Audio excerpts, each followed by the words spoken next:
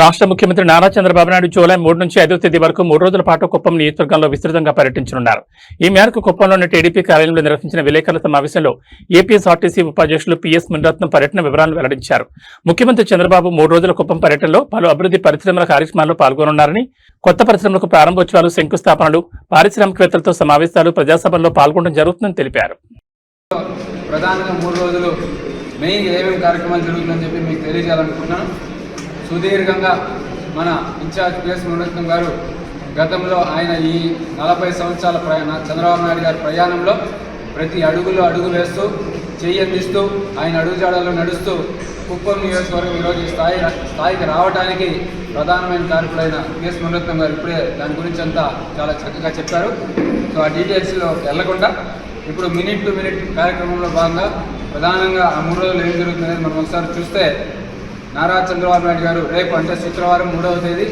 3 గంటలకు మనం కడప నుంచి కుప్పంకి చేరుకోవడం జరుగుతుంది. అప్పటి నుంచి వరుసగా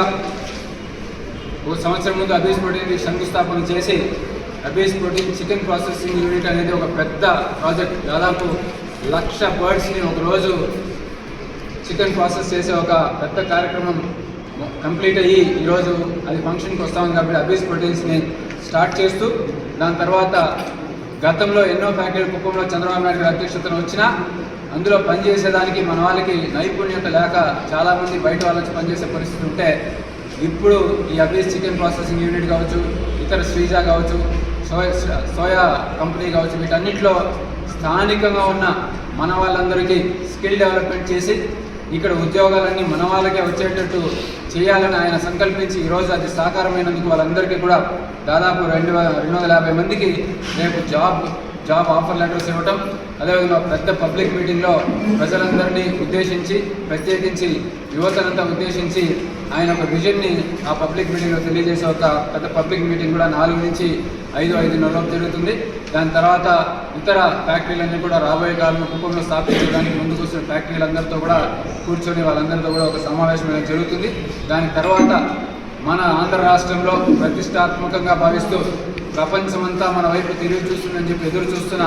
ఈ హౌసియాన్ అడిడాస్ సంబంధించిన కంపెనీ యొక్క ఫౌండేషన్ స్టోన్ చేయడం జరుగుతుంది. దాని తర్వాత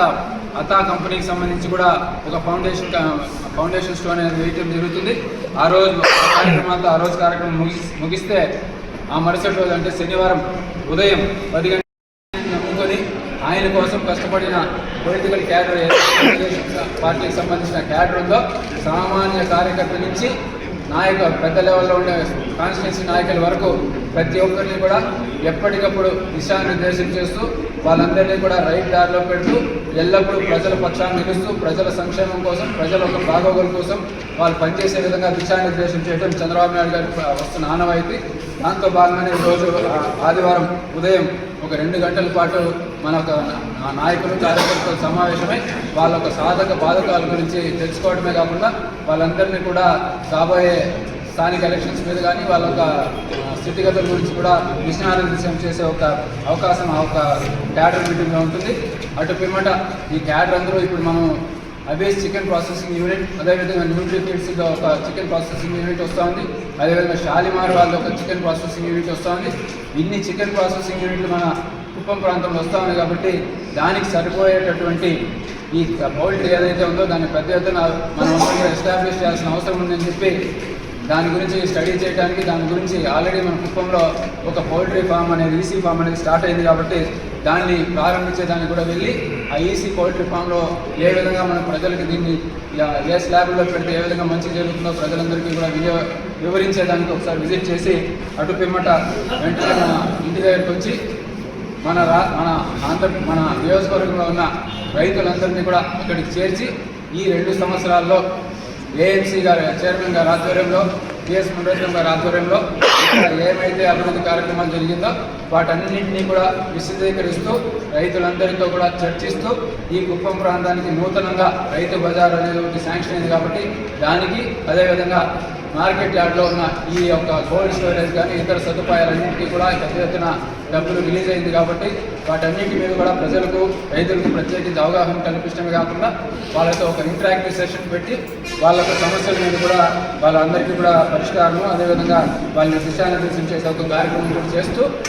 ఆఖరికి అక్కడి నుంచి మనము అఫీషియల్స్తో ఒక మీటింగ్ పెడుతున్నాం. ఆ మీటింగ్లో మన నియోజకవర్గంలో అన్ని రకాల అఫీషియల్స్ కింద స్థాయి సచివాలయం స్థాయి నుంచి పెద్ద లెవెల్లో ఈ లెవెల్ వరకు కూడా అందరి అధికారులని అందులో కూర్చోబెట్టి వాళ్ళందరికీ కూడా కుప్పం నియోజకవర్గంలో ప్రజలే దేవుళ్ళు, ఈ కుప్పమే ఒక సమాజమే దేవాలయం, కుప్పం అనే సమాజమే దేవాలయం, ఇందులో ఉన్న ప్రజలే దేవుళ్ళు అనే ఒక కాన్సెప్ట్తో ఎన్టీ రామారావు గారిని మనం అక్కడి నుంచి ఈ యొక్క ఆఫీసర్స్ గెస్ట్ హౌస్ ఏదైతే గుత్తార్లపల్లి దగ్గర ఉందో ఆ ఆఫీసర్స్ గెస్ట్ హౌస్ని కూడా ఉపయోగం తీసుకొచ్చి దాన్ని ప్రారంభించి రాబోయే కాలంలో అఫీషియల్స్ పెద్ద ఎత్తున central government officials state government officials అందరూ కూడా వస్తుంటారు కాబట్టి వాళ్ళకి ఇప్పుడున్న R&D సరిపోవట్లేదు కాబట్టి ఒక అత్యాధిక హంగులతో ఈ ఆఫీసర్స్ గెస్ట్ హౌస్ కూడా ప్రారంభించడం జరుగుతుంది. అక్కడి నుంచి బయలుదేరి పార్టీ ఆఫీస్లో చంద్రబాబు నాయుడు గారు ఆయన ఒక ఆలోచనలో నుంచి పుట్టిన ఒక జననాయకుడు అనే ఒక కాన్సెప్ట్ ఏదైతే ఉందో ఈ జననాయకుడి ద్వారా సాక్షాత్తు డైరెక్ట్గా నారా చంద్రబాబు నాయుడు గారే కుప్పం నియోజకవర్గంలో ఒక ఎమ్మెల్యేగా ఏ విధంగా అయితే ప్రతి సమస్యని ఒక ఆదర్శవంతమైన ఎమ్మెల్యేగా దగ్గరుండి తీర్చిదిద్దాలో దాన్ని నిరూపిస్తూ ఆయన ప్రతి సమస్యని కూడా ఆయన ఒక డాష్ బోర్డ్లో చూసుకుంటూ ఏ విధంగా మన సమస్యల్ని మన ప్రజల యొక్క సమస్యని మనం తీర్చాలి అనే ఒక కాన్సెప్ట్తో జననాయకుల్లో కూడా ప్రత్యక్షంగా పాల్గొని అక్కడున్న మన గ్రీవెన్సెస్ ఎవరైతే మనం అర్జీ తీసుకుని వస్తారో వాళ్ళందరి సమక్షంలో సాక్షాత్ అక్కడే తీర్చే ఒక కార్యక్రమం కూడా జననాయకుల్లో మన పార్టీ ఆఫీసులో జరుగుతుంది. దాని తర్వాత ఫ్లైఓవర్ కింద ఫుడ్ ప్లాజా అనేది ఒకటి కొత్త హంగులతో మంచి హంగులతో ఇప్పుడు ఫుడ్ ప్లాజా అనేది ఓపెన్ చేస్తున్నా దాన్ని ప్రారంభిస్తారు. దాని తర్వాత మన చిత్తూరు జిల్లాలోనే ఎక్కడా లేని విధంగా ఒక శ్మశాన వాటికని అత్యాధిక హంగులతో ఒక LPG గ్యాస్తో క్రిమటోరియాన్ని ప్రారంభించి దాంతో అన్ని రంగాల కూడా ఒక సమావేశం పెట్టుకోవడానికి ఒక హాలు, అదేవిధంగా చనిపోయిన వాళ్ళకి కర్మకాండ చేసేదానికి ఒక హాలు, మోడర్న్ బాత్రూమ్స్తో సహా అన్ని రకాల ఒక ఫెసిలిటీస్తో LPG క్రిమటోరియంను కూడా మనం దాని తర్వాత ప్రారంభిస్తాం. అటు పిమ్మట RTC బస్ స్టాండ్లో మీరందరూ చూస్తే ఆంధ్రప్రదేశ్ చరిత్రలో గతంలో ఎప్పుడు కూడా 120 కోట్లతో ఒక ప్రాజెక్ట్ని ఒక RTC బస్ స్టాండ్ కానీ ఒక డిపోని కానీ నిర్మించిన దాఖలాలు గతంలో ఎక్కడా లేదు. ఆంధ్రప్రదేశ్ ఎంతోమంది ముఖ్యమంత్రులు వచ్చారు కానీ ఏ ముఖ్యమంత్రి కూడా ఇన్ని కోట్లతో ఒక RTC డిపోని కానీ